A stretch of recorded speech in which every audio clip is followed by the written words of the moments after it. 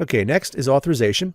And authorization defines what you're allowed to access. Okay, so that happens after you're authenticated, right? Remember, we prove, we identify, then we authenticate, and then we authorize, right? So that authorization occurs after you're authenticated.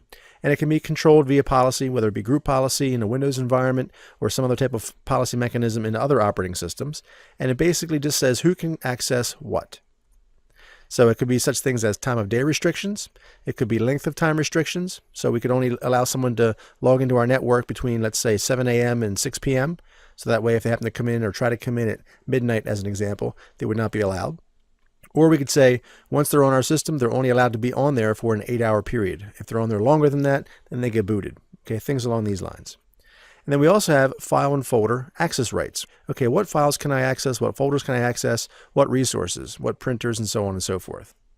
Okay, so with authorization, there's a number of things that I want to cover in a little more detail. Let's go through what they are.